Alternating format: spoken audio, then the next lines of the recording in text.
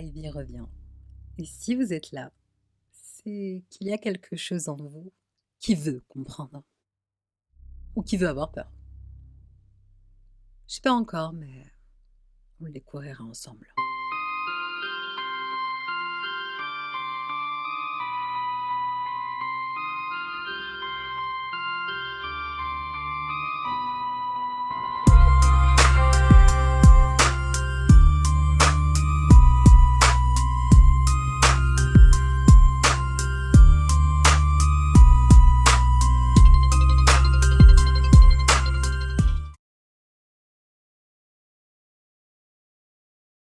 Dans le premier épisode, je vous ai lu des témoignages sur des lieux, des endroits où on n'aurait jamais dû vivre.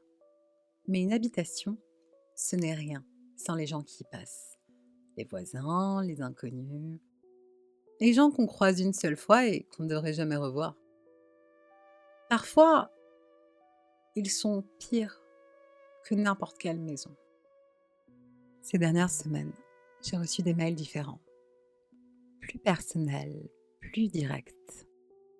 Ils ne parlent plus de lieux, ils parlent de rencontres, de regards, de sourires qui durent trop longtemps, de personnes qui vous connaissent alors que vous ne les avez jamais vues.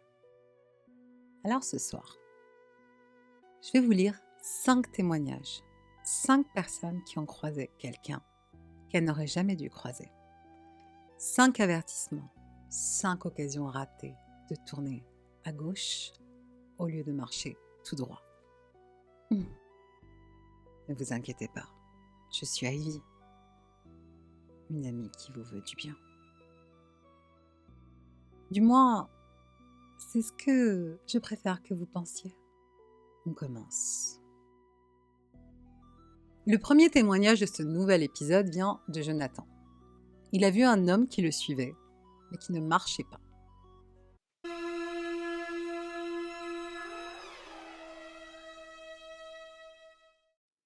Ivy, je t'écris parce que j'ai vu quelqu'un hier soir, quelqu'un qui me suivait, sans jamais faire un seul pas. Déjà ça non, ça devrait pas commencer comme ça. Il était 23h, j'attendais mon bus tout seul, je n'ai pas entendu de pas de voix, rien. Mais j'ai senti une présence derrière moi. Quand je me suis retournée, il y avait un homme debout à quelques mètres. Il ne bougeait pas, il me fixait, juste ça. Bon, première alerte. Le bus n'est jamais arrivé, alors j'ai commencé à marcher vers la grande avenue. J'ai fait au moins 2 rues, et à un moment, j'ai eu envie de vérifier si l'âme était toujours là. Ivy, il était à la même distance, exactement la même. Pas plus loin, pas plus près, comme si j'avais marché, et lui non. Ça, c'est pas un suivi, c'est un accrochage. J'ai accéléré, j'ai tourné au coin, j'ai couru. Je ne suis pas sportif, moi non plus, mais j'ai vraiment sprinté. Lorsque je me suis arrêtée pour respirer, je me suis retournée. Ivy, il était à la même distance, debout, sans souffle, sans sueur, comme s'il n'avait fait aucun effort, comme s'il était posé là.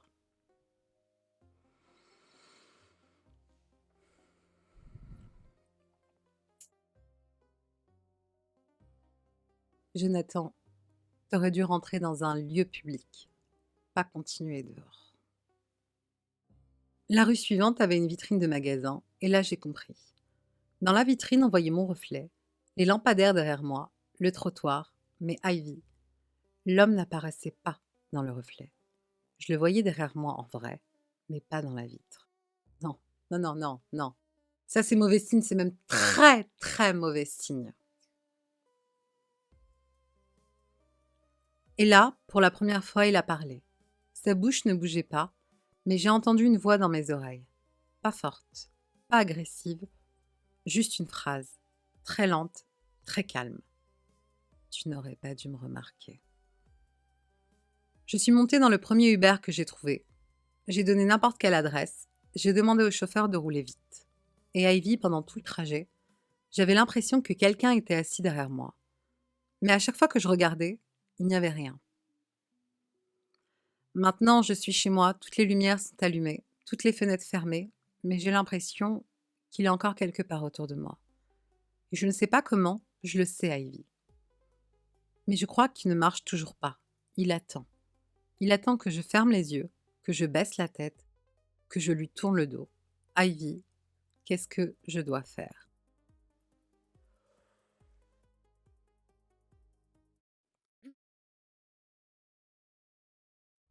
Jonathan, écoute-moi bien. Les choses qui ne marchent pas ne sont pas humaines. Elles se déplacent autrement. Elles n'ont pas besoin de distance. Elles ont juste besoin d'un lien. Et tu l'as créé. Tu l'as remarqué. C'est ça la vraie erreur. Alors tu vas faire 3 choses. La première, tu restes dans les lieux publics.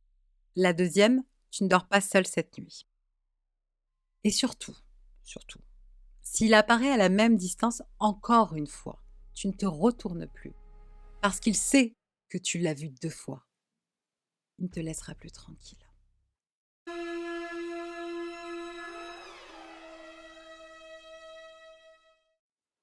Le deuxième témoignage vient d'Émilie. Elle a compris que certaines personnes ne devraient jamais sourire. Ivy, je crois que ma voisine ne sait pas cligner des yeux. Ou alors elle attend quelque chose. Je ne sais pas. Mais elle sourit trop longtemps. Et exactement 17 secondes à chaque fois. C'est précis, hein, et ça commence mal. Je vis dans un immeuble normal, 4 étages, gens discrets. J'ai emménagé il y a 3 mois. La voisine d'en face, une blonde très pâle, très mince, sortait rarement. Mais elle sourit chaque fois qu'elle me croisait. Pas un sourire normal, un sourire qui reste collé, long, beaucoup trop long. Le premier jour, je me suis dit que j'étais juste bizarre. Le deuxième jour, j'ai chronométré par réflexe. Ivy, 17 secondes fixe, sans bouger la tête, sans cligner, comme si elle répétait quelque chose, comme si elle s'entraînait. Non, non, non, non, non, ça, c'est pas un sourire. C'est un masque. J'ai vérifié dans les caméras de l'ascenseur. Elle était dedans juste avant que je n'arrive. Et elle souriait déjà, comme si elle savait, comme si elle m'attendait, comme si elle souriait pour la caméra ou pour moi. Hier soir, on a frappé à ma porte. J'ai regardé par le Judas, c'était elle. Souriante, immobile, 17 secondes, puis elle a recommencé. Encore, encore, encore. Elle a souri devant ma porte pendant plus de 40 minutes.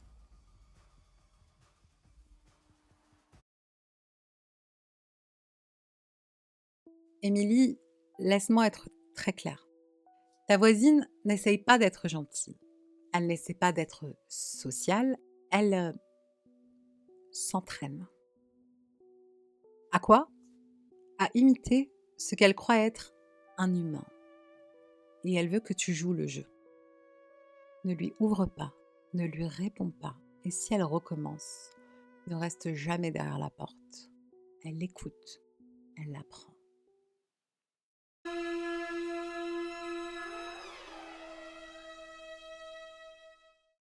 Le troisième témoignage vient de Karim. Il a rencontré un chauffeur qui semblait savoir ce qui allait lui arriver, avant même que ça n'arrive. Ivy, j'ai pris un VTC hier soir, et le chauffeur savait des choses sur moi que personne ne sait. Pas parce qu'il me connaissait, mais parce qu'il connaissait mon futur. Alors ça c'est fait. Il était 1 heure du matin. Je rentrais d'un dîner. Je commande une voiture. Elle arrive en 3 minutes. Je monte, je donne mon adresse. Le chauffeur me regarde dans le rétroviseur et dit très calmement: Tu n'aurais pas dû quitter ton appartement. J'ai cru qu'il faisait une blague, mais non, il parlait sérieusement.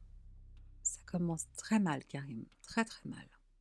10 minutes plus tard, il me dit: Tu aurais dû répondre au téléphone à 9h32. Ivy, à 9h32, mon ex m'a appelé et j'ai ignoré l'appel. Je n'en avais parlé à personne. Personne. Je le répète 2 fois. Il continue à conduire comme si de rien n'était. Puis il dit: Tu vas regretter ce que tu vas dire dans 4 minutes. J'ai regardé l'heure, 1h26. Je ne savais même pas quoi répondre. Ivy, à 1h30, j'ai reçu un message. Un message que je n'aurais jamais dû lire. Et il avait raison, j'ai regretté. À un moment, il dit « Regarde derrière toi maintenant ». J'ai paniqué, je me suis retournée. Il n'y avait personne. Mais Ivy, j'ai senti un souffle froid, comme si quelqu'un venait de s'asseoir derrière moi, sans bruit. Quand on est arrivé, il m'a dit « Bonne chance pour demain ». Je n'ai pas osé demander pourquoi. Ce matin, j'ai voulu vérifier la course sur l'application pour signaler le comportement. Ivy, la course n'a jamais existé. Aucune trace, aucune facture, aucun trajet. Comme si je n'étais jamais montée dans cette voiture. Comme si le chauffeur n'était pas un chauffeur, mais un avertissement. Ivy, qu'est-ce que je dois faire?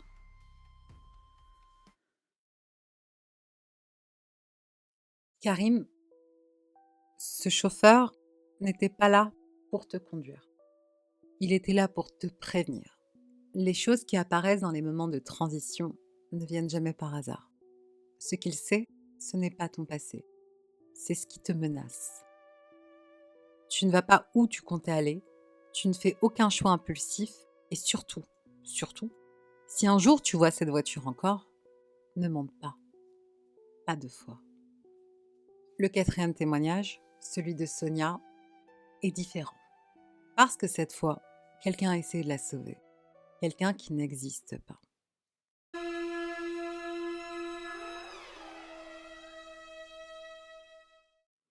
Ivy. Quelqu'un m'a sauvé la vie. Une fille que je n'ai jamais revue et qui apparemment n'a jamais existé. J'étais en terrasse d'un café comme d'habitude.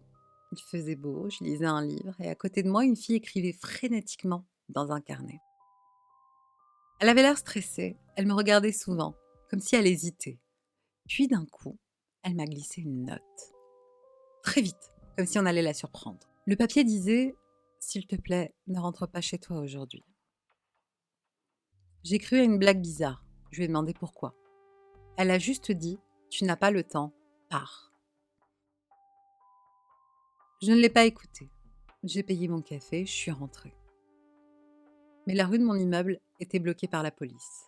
Un homme était mort dans mon appartement. Un inconnu. Un homme qui m'attendait.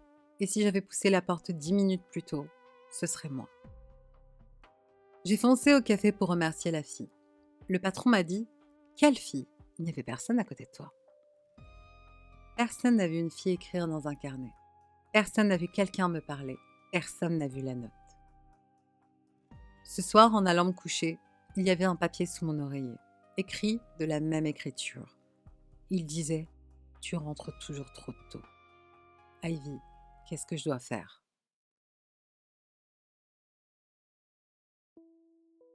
Cette histoire m'a coupé le souffle. Sonia.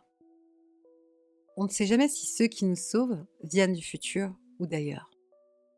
Mais tu dois comprendre une chose. Quand quelqu'un t'avertit 2 fois, ce n'est plus un hasard, c'est une poursuite.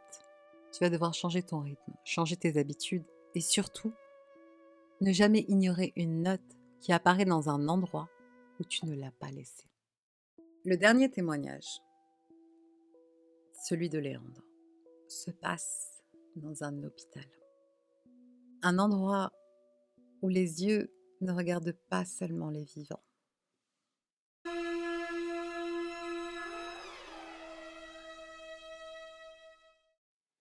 Ivy, je travaille dans un hôpital, agent de sécurité.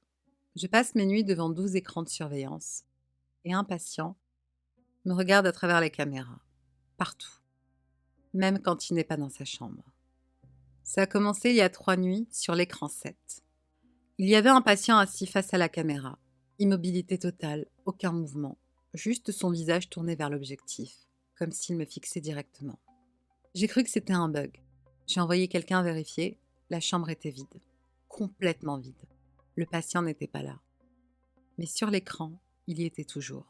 La nuit suivante, il était sur l'écran 3, puis sur le 11, puis de nouveau sur le 7, toujours assis, toujours fixant la caméra, jamais dans les couloirs, jamais dans les chambres voisines, juste dans les écrans. Ce soir, j'ai eu un message sur mon téléphone, une alerte caméra. Ce n'est pas possible parce que mon téléphone n'est pas relié au système de l'hôpital. Je l'ai ouvert quand même. Ivy, c'était lui. Dans la vidéo, assis face à moi, et derrière lui, on voyait ma salle de surveillance. Comme si la caméra le filmait de chez moi. Comme si quelqu'un avait placé une caméra derrière moi. Je suis encore au travail. Je n'ai pas regardé derrière moi. Je ne veux pas savoir si quelqu'un est là, mais Ivy, il vient d'apparaître sur mon téléphone encore une fois.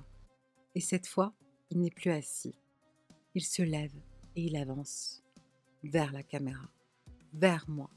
Qu'est-ce que je dois faire?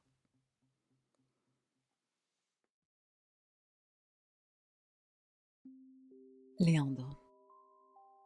Les choses qui apparaissent dans les écrans veulent sortir. Ton erreur, c'est d'avoir ouvert l'alerte. Tu as accepté la connexion. Écoute-moi bien. Tu vas sortir de cette salle. Tu ne regardes aucun écran, aucun reflet, aucune vitre. Et lorsque tu quitteras l'hôpital, tu ne regarderas pas ton téléphone, pas avant d'être en sécurité. Parce que si tu le regardes pendant qu'il avance, il saura où tu vas. Voilà 5 histoires, 5 rencontres, 5 personnes qui ont vu quelque chose ou quelqu'un qu'elles n'auraient jamais dû voir. Je vous l'ai déjà dit, ce ne sont pas des histoires inventées, ce ne sont pas des creepypastas, ce sont des mails, des messages, des voix qui tremblent, des gens qui n'ont personne à qui raconter ce qu'ils ont vécu, alors ils me l'envoient à moi. Parce qu'au fond, on veut tous croire que quelqu'un nous écoute. Quelqu'un qui comprend, quelqu'un qui ne juge pas. Et je fais ce que je peux. Mais je ne suis là que pour vous raconter ce qu'il m'envoie, pas pour vous rassurer. Si vous aussi vous avez croisé quelqu'un, un regard, un sourire, un mot, quelque chose qui vous a suivi, observé, reconnu, envoyez-le-moi, je lirai votre histoire. Je saurai quoi en faire. Et n'oubliez pas, Ivy est une amie qui vous veut du bien. Enfin, normalement. On se retrouve mercredi prochain à 20h. Ne sortez pas seul entre-temps. On ne sait jamais qui vous regarde.